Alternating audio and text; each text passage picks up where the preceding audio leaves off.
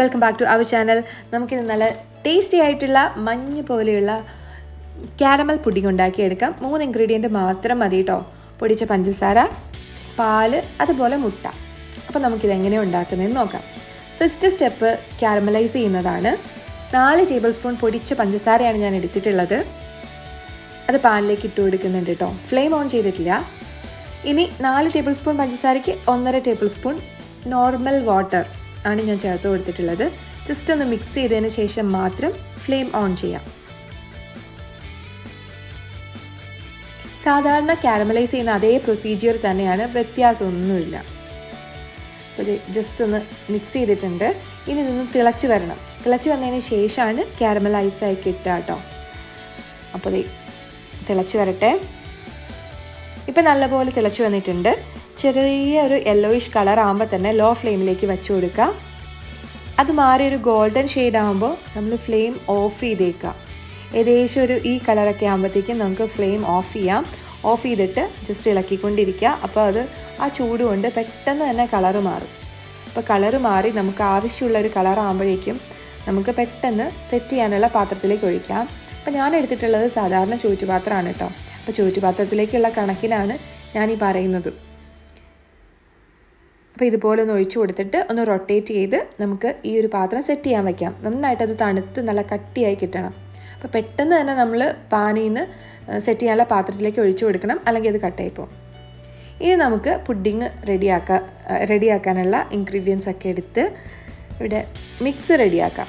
3 മുട്ടയാണ് ഇതിന് എടുത്തിട്ടുള്ളത്. റൂം ടെമ്പറേച്ചറിലുള്ള മുട്ടയാണെങ്കിൽ കുഴപ്പമില്ല. പക്ഷേ ബെസ്റ്റ് എന്ന് പറയുന്നത് ഫ്രിഡ്ജിൽ ഇരിക്കുന്ന നല്ല തണുത്ത മുട്ടയാണ് കേട്ടോ. ഇതിലേക്ക് എല്ലാ ഇൻഗ്രീഡിയൻസും തണുത്തിരിക്കുന്നതാണ് നല്ലത്. അപ്പോൾ ഇതിൽ ബബിൾസ് ഒന്നും വരാതെ ജസ്റ്റ് ഒന്ന് ഇളക്കി കൊടുക്കുക. അതിനുശേഷം മുട്ടയുടെ മണം ഇഷ്ടമല്ലെങ്കിൽ 1 അടപ്പ് വാനില എസൻസ് ഒഴിച്ചു കൊടുക്കാം. വാനില എസൻസ് ഇല്ലാന്നുണ്ടെങ്കിൽ എന്താ ചെയ്യേണ്ടതെന്ന് വെച്ച് കഴിഞ്ഞാൽ പഞ്ചസാര പൊടിക്കുമ്പോൾ ഒരു 4 ഏലക്ക എടുത്തിട്ടിട്ട് നന്നായിട്ട് പൊടിച്ചെടുക്കാൻ ശ്രദ്ധിക്കുക. അപ്പോൾ ആ മണം ഉണ്ടാവില്ല. അതൊന്ന് മിക്സ് ചെയ്തതിന് ശേഷം നമുക്കിതിലേക്ക് പഞ്ചസാര ചേർത്ത് കൊടുക്കാം. അത് നിങ്ങളുടെ ഇഷ്ടം, മധുരം അനുസരിച്ച് ചേർത്ത് കൊടുക്കുക കേട്ടോ. ഞാൻ ഒരു 3 ടേബിൾ സ്പൂൺ പൊടിച്ച പഞ്ചസാരയാണ് ചേർത്ത് കൊടുത്തിട്ടുള്ളത്. ഇനി അതും കൂടി ഒന്ന് മിക്സ് ചെയ്യാം. മിക്സ് ചെയ്യുമ്പോൾ ഭയങ്കര ഡിഫിക്കൽട്ടായിട്ട് തോന്നുവാണെങ്കിൽ തണുത്ത പാൽ ഒഴിച്ചു കൊടുക്കുക. അല്പാൽപ്പായിട്ട് ഒഴിച്ചിട്ട് നമുക്ക് മിക്സ് ചെയ്തുകൊണ്ടിരിക്കണം. വെള്ളം പോലെയുള്ള കൺസിസ്റ്റൻസിയാണ് വേണ്ടത്. അപ്പോൾ ഇതുപോലെ മിക്സ് ചെയ്ത് കൊടുക്കുക കേട്ടോ. നമുക്ക് ആ പാലും റൂം ടെമ്പറേച്ചറിലാണെങ്കിൽ കുഴപ്പമില്ല. പക്ഷേ എപ്പോഴും ബെസ്റ്റ് ഫ്രിഡ്ജിലിരിക്കുന്ന നല്ല തണുത്ത പാലാണ്. നിങ്ങൾ തിളപ്പിച്ച പാല എടുക്കുന്നതെങ്കിൽ അത് നന്നായിട്ട് തണുപ്പിച്ചിട്ട് എടുത്താൽ മതി കേട്ടോ. അപ്പോൾ ഇതുപോലെ മിക്സ് ചെയ്ത് കൊടുക്കുക. അപ്പോൾ മിക്സ് ചെയ്ത് കൊടുക്കുമ്പോൾ നമുക്ക് കാണാം ഒരു യെല്ലോയിഷ് ആയിട്ട് മുകളിൽ പൊങ്ങി കിടക്കുന്നത്. അത് കുഴപ്പമില്ല, നമുക്ക് അരിച്ചെടുക്കാം. ഇപ്പോൾ ഏകദേശം കൺസിസ്റ്റൻസി റെഡി ആയിട്ടുണ്ട്. വെള്ളം പോലെ ഉണ്ട് കണ്ടോ, യെല്ലോ കളറ്. ഇത് നമുക്ക് എന്തായാലും അരിച്ചെടുക്കണം. ഇതിൽ ഇമ്പോർട്ടൻ്റ് ആയിട്ടുള്ള സ്റ്റെപ്പാണ്. എന്നാൽ മാത്രം നല്ല സ്മൂത്തായിട്ടുള്ള പുഡിങ് നമുക്ക് കിട്ടുള്ളൂ. അപ്പോൾ ഞാനിതുപോലെ ഒന്ന് അരിച്ചെടുക്കുന്നുണ്ട്. പഞ്ചസാരയും അലിയാതെയൊക്കെ കിടക്കുന്നുണ്ടാവും. അപ്പോൾ ഇതുപോലെ ഒന്ന് മിക്സ് ചെയ്തെടുക്കാം. ഈ ഒരു ടൈമിൽ നമ്മുടെ പാത്രത്തിൽ ക്യാരമലൊക്കെ നല്ല പോലെ തന്നെ സെറ്റാക്കിയിട്ടുണ്ടാവും. നല്ല പോലെ തണുത്തിട്ടുണ്ട്. അപ്പോൾ നമ്മൾ ഈ ഒരു മിക്സ് ഒഴിച്ച് കൊടുക്കുമ്പോൾ ടക്കേന്നൊക്കെ പറഞ്ഞ് സൗണ്ട് കേൾക്കും. കാരണം അത് പൊട്ടുന്നതാണ്, പ്രശ്നമൊന്നുമില്ല കേട്ടോ. അപ്പോൾ ഇതിൻ്റെ 1/4 ഭാഗം മാത്രം ഒഴിച്ച് കൊടുക്കുക കേട്ടോ. എന്നിട്ട് നമുക്കിതൊരു ഫോയിൽ പേപ്പർ വെച്ചിട്ട് മൂടി വെച്ച് കൊടുക്കണം. അപ്പോൾ ഫോയിൽ പേപ്പറിൻ്റെ നടുക്കൊരു ഹോളും ഇട്ട് കൊടുക്കണം കേട്ടോ. അതിൻ്റെ ആവിയൊക്കെ പോകാൻ വേണ്ടിയിട്ടാണ്. സൈഡ് ഭാഗമൊക്കെ ഞാൻ ഒന്ന് കട്ട് ചെയ്തെടുത്തിട്ടുണ്ട്.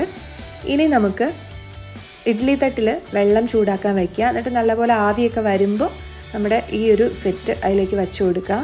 എന്നിട്ട് അടയ്ക്കുക. ലോ ഫ്ലെയിമിലിട്ടിട്ട് 10 മിനിറ്റ്, കറക്റ്റ് 10 മിനിറ്റ് ആകുമ്പോൾ നമുക്ക് ഓപ്പൺ ചെയ്ത് നോക്കാം.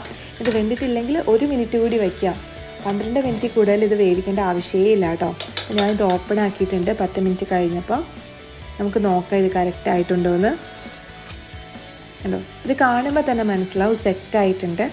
അപ്പോൾ അല്ലെങ്കിൽ പാല് പോലെ തന്നെ കിടക്കുന്നുണ്ടാവും. ഓവറായിട്ട് ചൂടായി കഴിഞ്ഞാൽ ഇത് പിരിയും. നമ്മൾ തൈരൊക്കെ പിരിയുമല്ലോ, പാലൊക്കെ തിളപ്പിച്ച് കഴിയുമ്പോൾ ഇങ്ങനെ പിരിഞ്ഞ് വരുമല്ലോ, അതേ ഒരു രീതിയിലേക്ക് പിരിഞ്ഞിരിക്കും. നമ്മുടെ പുഡിങ്ങിന് യാതൊരു ടേസ്റ്റും ഉണ്ടാവില്ല. വെറുതെ നമ്മൾ കഷ്ടപ്പെട്ട വെറുതെ ആയിപ്പോൾ. അപ്പോൾ കറക്റ്റ് 10 മിനിറ്റിൽ ഇതുപോലെ ഒന്ന് ആക്കിയിട്ട് എടുക്കാം കേട്ടോ. അപ്പോൾ പുഡിങ് ഇവിടെ സെറ്റായിട്ടുണ്ട്.